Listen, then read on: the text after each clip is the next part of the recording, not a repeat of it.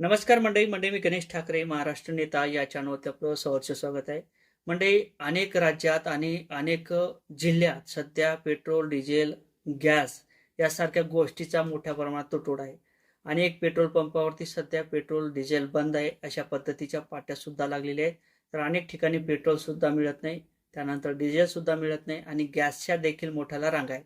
आणि त्यानंतर पीएम नरेंद्र मोदी यांनी जे काही केलेलं विधान असेल त्या विधानाच्या माध्यमातून सांगितल्याप्रमाणे जी काही परिस्थिती लॉकडाऊनला होती ती परिस्थिती आता सध्याच्या काळात निर्माण झालेली आहे. कारण तर जे काही इराण, इस्रायल आणि अमेरिकेत जे काही युद्ध सुरू आहे त्या कारणामुळे डिझेल असेल, पेट्रोल असेल हे महाराष्ट्रात येत नाही, या देशामध्ये येत नाही.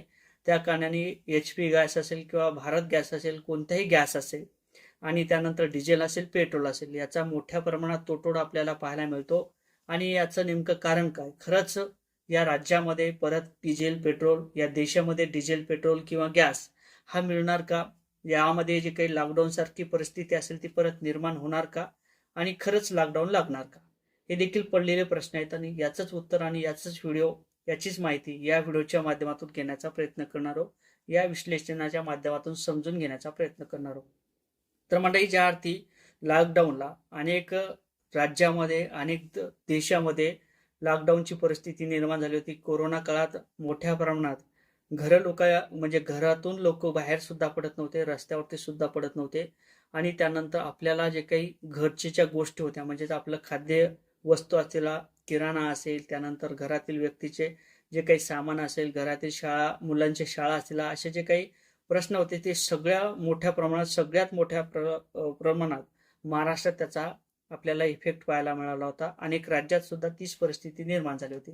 आणि त्याच पद्धतीने पीएम नरेंद्र मोदी यांनी सांगितल्याप्रमाणे परत एकदा लॉकडाऊन सारखी परिस्थिती निर्माण होते अशा पद्धतीच्या आपण चर्चा किंवा न्यूज बघितल्या. आणि नरेंद्र मोदी यांनी सांगितल्याप्रमाणे निश्चितच लॉकडाऊन लागेल का, असे देखील प्रश्न मीडियाच्या माध्यमातून विचारले जात होते. परंतु यामागे काही कारण आहेत. सध्याची जी काही परिस्थिती असेल ती युद्धाची बिकट परिस्थिती निर्माण झालेली आहे. इराण, इस्रायल आणि अमेरिका या देशाचे काही युद्ध सुरू आहे. त्या कारणाने आपल्याकडे येणारं जे काही डिझेल असेल, पेट्रोल असेल किंवा गॅस असेल हे येत नाही. अनेक देशात त्याचा मोठ्या प्रमाणात तुटवडा आहे. परंतु प्रामुख्याने अशा गोष्टी झाल्यानंतर सुद्धा भारत यामध्ये सक्षम आहे असं नरेंद्र मोदी यांनी सांगितलं होतं. आपले जे काही मोठाला नेते आहेत त्यांनी सुद्धा सांगितलं होतं. आणि त्या पद्धतीने डिझेल, पेट्रोल याचा जो काही साठा आहे तो आपल्या भारतात आहे असं सुद्धा सांगण्यात आलं होतं. आणि त्यानंतर आपल्या भारतात डिझेल, पेट्रोलचं जे काही वाहतूक असेल ती मोठ्या प्रमाणात सुद्धा सुरू आहे. अनेक ठिकाणी मी काल शेगावला सुद्धा गेलो होतो, त्या ठिकाणी सुद्धा डिझेल, पेट्रोल जो काही साठा असतो त्या ठिकाणी आपल्याला वाटप केला जातो. प्रत्येक जिल्ह्याच्या जे काही पेट्रोल पंप असतील त्या पेट्रोल पंपाला त्या ठिकाणी आपल्याला पुरवठा केला जातो, म्हणजे या महाराष्ट्र राज्यातील. आणि प्रामुख्याने आपला हे काही जो महाराष्ट्र असेल किंवा विदर्भ असेल, छत्रपती संभाजीनगर असेल, या जे काही एरियात असतील या एरियात आपल्याला डिझेल, पेट्रोलचं त्या ठिकाणी पाठवल्या जातात. परंतु यामध्ये प्रामुख्याने डिझेल, पेट्रोल मोठ्या प्रमाणात जरी असेल तर यामध्ये जे काही पेट्रोल धारक असतील किंवा पेट्रोल पंपाचे मालक असतील यांच्या माध्यमातून त्या ठिकाणी पूर्वीला त्या ठिकाणी पेट्रोल पंप, आपल्याला पेट्रोल जर घ्यायचं किंवा डिझेल घ्यायचं तर त्या ठिकाणी पैसे देण्याची गरज नव्हतं. काही टप्प्यात दिवसांनी किंवा काही दिवसांनी किंवा महिन्या 2 महिन्याची साईट मिळायची आणि त्यानंतर पेट्रोल वगैरे डिझेल त्या कंपन्या आपल्याला द्यायच्या पेट्रोल पंपावाल्यांना. परंतु या ठिकाणी जे काही सध्याची परिस्थिती आहे आणि त्यामध्ये मोठ्या प्रमाणात चाललेला भ्रष्टाचार असेल किंवा आपल्या माध्यमातून जी काही आपल्या व्यवसायाची प्लॅनिंग असेल ती प्लॅनिंग केली जात आहे. म्हणून त्या ठिकाणी जे काही पेट्रोल पंपाचे मालक असतील त्या पेट्रोल पंपाच्या मालकाकडून नगदी पैसे घेण्याचं काम हे सध्या सुरू आहे. त्या कारणाने ज्या लोकांनी पैसे नगदी दिले त्याच लोकांना ते पेट्रोल आणि डिझेल देत आहेत. आणि ज्या लोकांनी पेट्रोल किंवा डिझेलसाठी पैसे नाही खर्च केले त्या लोकांना मात्र डिझेल आणि पेट्रोल हे देण्याचं काम त्या ठिकाणी बंद झालेले आहे. म्हणून सध्या काही प्रमाणात जे काही पेट्रोल पंप असतील त्या ठिकाणी पेट्रोल किंवा डिझेल आपल्याला मिळत नाही.